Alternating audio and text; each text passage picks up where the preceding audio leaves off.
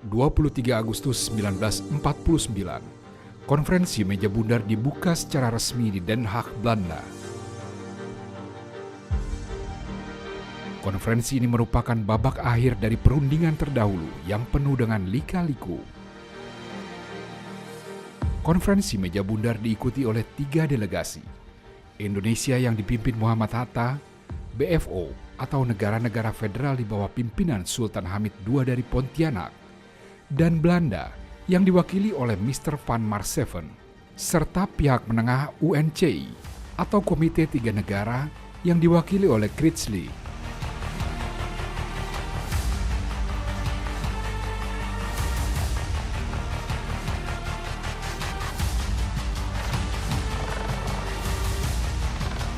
Perundingan ini berhasil mencapai kesepakatan yang ditandatangani langsung oleh Ratu Juliana. Sebuah perjanjian yang berisi pengakuan dan penyerahan kedaulatan kepada Republik Indonesia. Meskipun beberapa pihak belum bisa menerima hasil kesepakatan karena beberapa faktor. Namun konferensi ini berhasil menutup rapat hasrat Belanda untuk berkuasa kembali di Indonesia.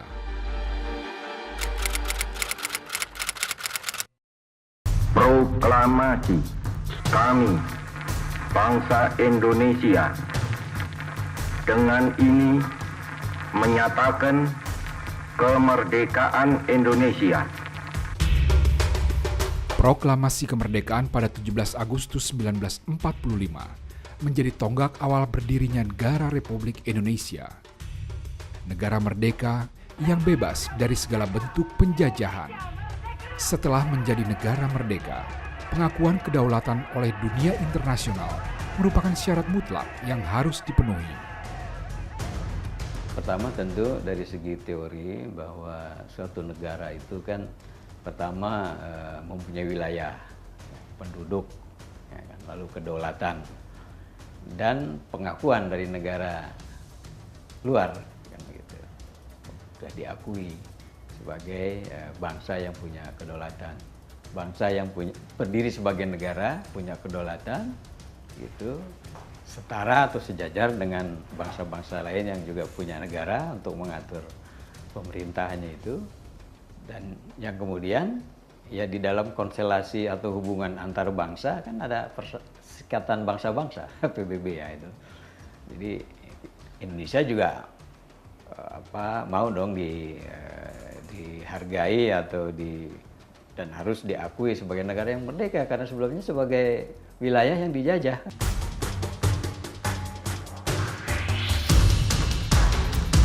Namun, kedatangan tentara sekutu yang diboncengi Nika pada September 1945 menjadi sinyal waspada bagi negeri yang masih seumur jagung ini. Tanda-tanda Belanda ingin berkuasa kembali tercium oleh anak bangsa yang baru merdeka ini. Kita nggak mau sebagai bangsa kok dipindah operkan begitu saja. Ini kan bangsa yang bisa menentukan nasibnya sendiri, kan begitu. Nah dalam konteks kolonial itu Belanda mau kembali lagi sesudah Jepang kalah perang. Yang kemudian nanti datang dia itu, siapa yang memimpin? Van Mook. Apa alasannya atau apa tujuannya? Mau mengembalikan lagi penjajahan yang dulu putus. Padahal aspirasi bangsa yang memperjuangkan kemerdekaan dan sudah merdeka 17 Agustus 45. Nah, tapi Belanda atas dasar historis kolonial yang udah lama dia mau datang lagi ngambil lagi gimana? Ya kita lawan.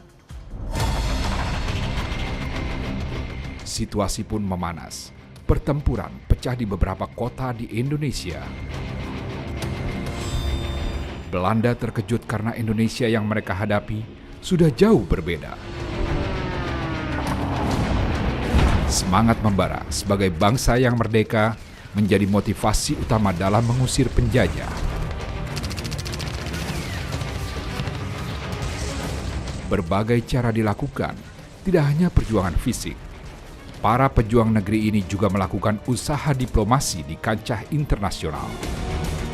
Perang itu kan dalam arti luas. Perang itu tidak hanya fisik, militer, perang itu diplomasi. Jadi ada dua strategi, strategi perjuangan bersenjata dan strategi perundingan lewat diplomasi. Dan memang pada akhirnya di medan perundingan, karena di KMB kan diputuskan bahwa konflik Indonesia dan Belanda secara politik berakhir tentu ya di KMB. Ketika proklamasi kemerdekaan itu dinyatakan, apapun juga namanya ya, kebenaran sejarah juga harus kita angkat kan begitu. Itu belum ada konvensi seperti pada tahun 60-an di mana self determination bisa langsung diterima oleh dunia. Bahwasanya negara itu merdeka begitu ya. Memang ada pemikiran waktu Bung Karno, Bung Hatta kembali dari Dalat di atas pesawat terbang ada dibicarakan itu. Syarat daripada negara merdeka. Yang pertama adanya wilayah, yang kedua ada rakyat, ada yang negara. Dan adanya negara lain, satu negara yang mengakui kemerdekaan negara itu. Tapi konvensinya seperti yang kita kenal, yang diakui dunia. Di mana sidang-sidang PBB bisa meratifikasinya itu belum ada. Jadi ketika pihak sekutu tiba pada bulan Oktober, ya kan, hal-hal seperti itu tentu tidak bisa kita ungkapkan secara gamblang. Apa langkah-langkah yang harus diambil, terutama ketika kabinet Syahrir muncul, yaitu diplomasi. Apapun juga kita harus bisa menceritakan kepada dunia internasional bahwa bangsa Indonesia sudah merdeka. Pertemuan informal pertama Indonesia dan Belanda terjadi di Hoge Veluwe, Belanda. Namun sayang, perundingan ini tidak berhasil.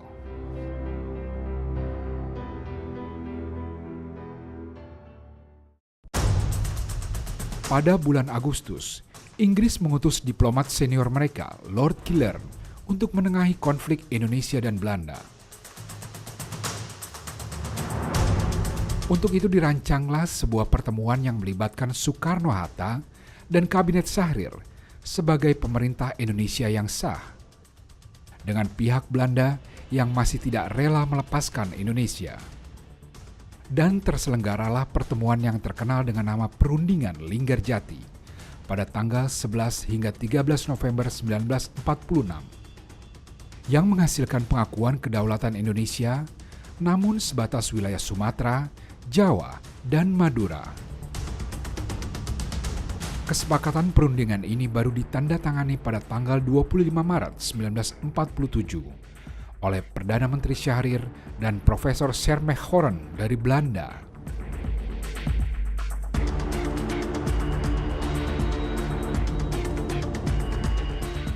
Apa yang dihasilkan?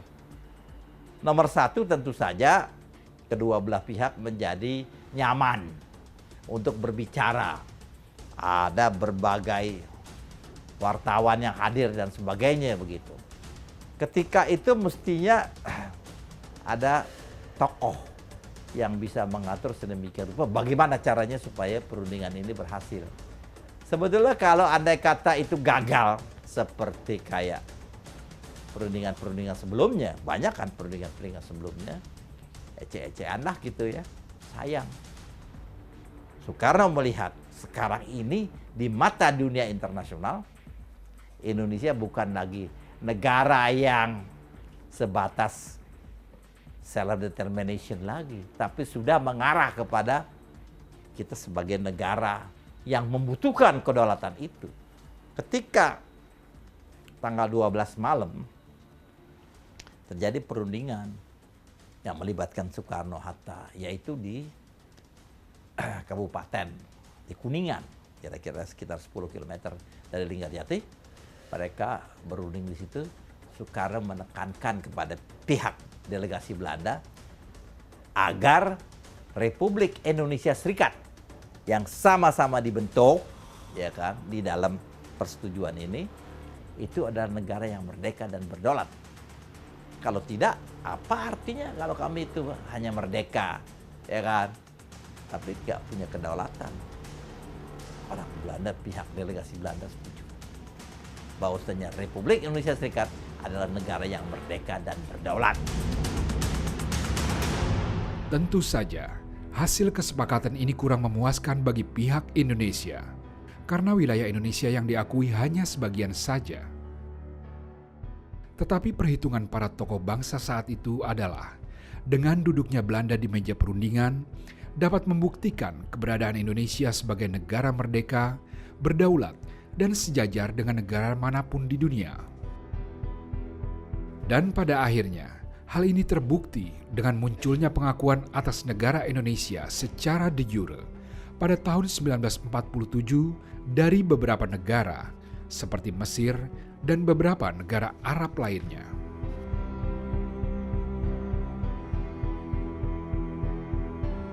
Namun sayangnya, pada 21 Juli 1947, Belanda melanggar sendiri kesepakatan Linggarjati. Mereka melakukan agresi militernya yang pertama. Dalam perundingan Linggarjati itu nggak bisa selesai oleh karena adanya agresi Belanda pertama. Belanda curang. Belanda itu sebetulnya bangsa yang curang lah. Dia ikut menandatangani, memberikan kenyamanan politik, tetapi dia melakukan agresi. Agresi ini adalah tentara. Datang tentara tambah banyak ke sini. Akhirnya dunia internasional seperti perkiraan Soekarno ikut menyuarakan Belanda salah. Stop. Keluar resolusi Dewan Keamanan pada bulan Agustus. Stop. Gak boleh lanjut agresi itu. Pada 14 Agustus 1947, Menteri Luar Negeri Kiai Haji Agus Salim dan Sultan Syahrir hadir di sidang Dewan Keamanan PBB. Mereka menjelaskan kondisi Indonesia yang telah diinvasi kemerdekaannya. Beberapa negara pun mendukung agar masalah ini cepat diselesaikan oleh Dewan Keamanan PBB. Pada tanggal 27 Agustus, Dewan Keamanan PBB akhirnya memerintahkan kedua belah pihak untuk melakukan gencatan senjata. Setelah gencatan senjata dilakukan, dibentuklah Komite 3 Negara yang terdiri dari Australia, Belgia, dan Amerika Serikat. Tujuan dari komite ini adalah mencari solusi atas permasalahan Indonesia dan Belanda dengan cara damai.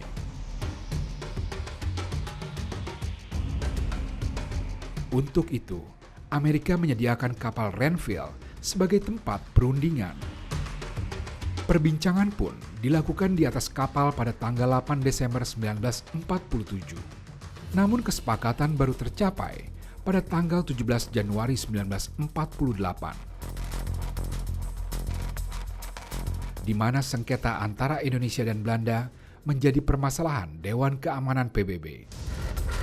Kesepakatan ini pada akhirnya kita kenal dengan nama Perjanjian Renville.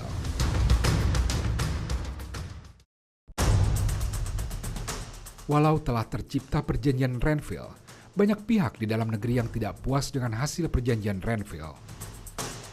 Hal ini berujung dengan digantinya Kabinet Amir Syarifuddin dengan Kabinet Hatta.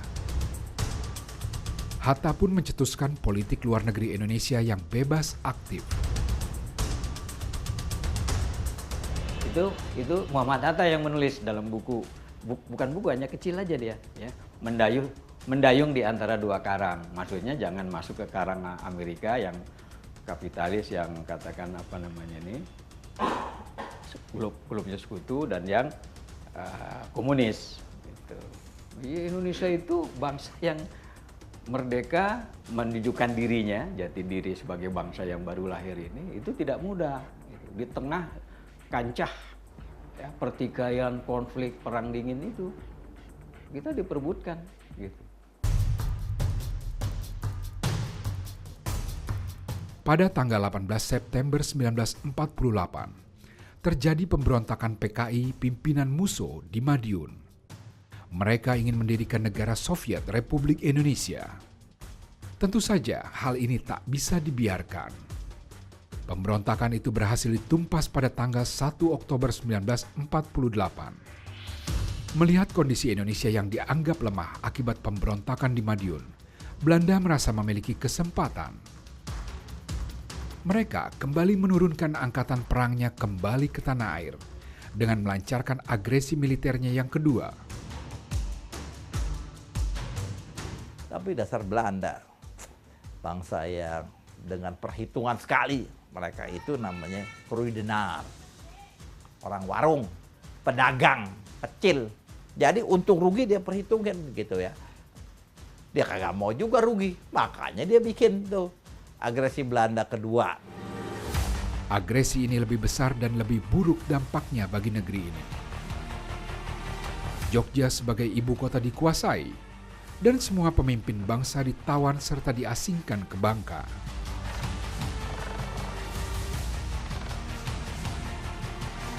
Tetapi Indonesia belum tamat. Pemerintahan darurat dibentuk di Bukit Tinggi, di bawah pimpinan Syarifuddin Prawira Negara. Dan pertempuran gerilya di Tanah Jawa pun masih terus terjadi di bawah pimpinan Jenderal Sudirman. Bukti bahwa negeri ini masih berdiri. Nah ini persoalan sudah nggak ada. Bulan Januari, ya kan, itu kan tanggal 19 Desember penyerbuan itu. Bulan Januari keluarlah resolusi Dewan Keamanan. Stop. Jangan lanjutkan lagi agresi tersebut. Si Belanda terpaksa nurut. Kalau tidak, Belanda itu lagi negara miskin. Membangun negara bekas dijajah Jerman, dia perlu bantuan Amerika. Amerika bilang, saya tidak akan berikan bantuan kepada kamu. Kamu harus berikan kedaulatan kepada Indonesia. 28 Januari 1949, PBB mempertegas resolusinya dengan mendirikan UNCI atau United Nations Commission for Indonesia. Dan hal pertama yang mereka lakukan adalah mengunjungi para pemimpin yang diasingkan di Bangka. Namun pada kenyataannya, agresi militer Belanda terus dilakukan. Melihat hal ini, negara-negara lain di Asia pun tak tinggal diam. Dan pada 20-23 Januari 1949, diadakan konferensi Asia kedua untuk mendukung Indonesia di New Delhi, India. Belanda pun semakin terkucilkan. Tapi ada bagian yang sebetulnya terolah, sudah kandung terolah. Pada akhir tahun 47 terbentuk yang namanya Voorlopig Federal Regering, pemerintahan sementara konfederal. Jadi selain orang Republikan ini, orang-orang Republik Indonesia yang mendukung proklamasi 17 Agustus, ada golongan federal. Golongan federal ini sudah seolah-olah dinyatakan oleh Belanda, mereka lah yang akan berkuasa sebagai pemerintahan yang akan datang. Soekarno-Hatta, Soekarno-Hatta kan antek Jepang, seperti begitu kesan mereka. Tetapi pihak federal tahu kalau mereka adalah kekuatan politik yang lemah. Nggak bisa. Makanya pemerintah federal itu mengajakkan perundingan pada pihak RI. Bukankah kita sama-sama orang Indonesia? Saya lebih dekat ke badan daripada jas. Kan gitu. Kami ingin bersama-sama bangsa Indonesia. Dengan tujuan dekolonisasi. Supaya Belanda cepat angkat. Nah itu perundingan terjadi di Bangka. Ketika sehabis agresi Belanda kedua, para pemimpin kita ditangkap dan dibuang ke Bangka. Ya kan? Pihak federal itu mendatangi Bangka untuk berunding. Untuk memberikan masukan baru. Kalau Indonesia dalam rangka perjalanan politiknya yang akan diputuskan sudah akan masuk ke dalam periode perundingan antara Rum dan Van Rooyen, ya kan, pada pertengahan April sampai dengan tanggal 7 Mei, itu seyogyanya diikuti dengan perundingan sesama orang Indonesia. Mei 1949, persetujuan Rum Rooyen menghasilkan kesepakatan Belanda akan membebaskan pemimpin Indonesia dan pemerintahan dikembalikan ke Yogyakarta. Pihak Belanda sadar pengakuan internasional akan kedaulatan Indonesia membuat mereka tidak hanya menghadapi Indonesia, tetapi juga menghadapi tekanan internasional yang cukup kuat. Hal ini adalah buah dari strategi diplomasi yang brilian.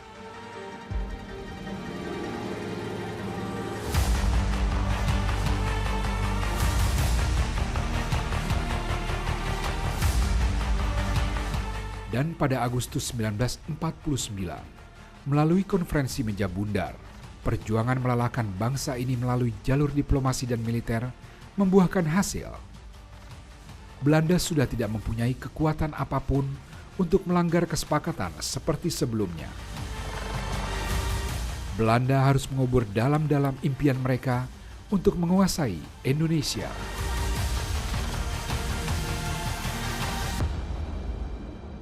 Di luar negeri terus bergerilya. Mereka bergerilya juga untuk mendapatkan pengakuan. Di dalam negeri bergerilya untuk terus menahan serangan Belanda ini. Mereka kan masih kota-kota. Mereka punya tank, kita punya apa? Bambu runcing.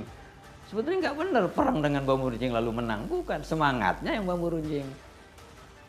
Itu simbol. Masa bambu runcing bisa mengalahkan tank? Kan nggak bisa. Keberanian, apa dan sebagainya. Tekad, niat, semangat itu yang membuat kita hebat itu.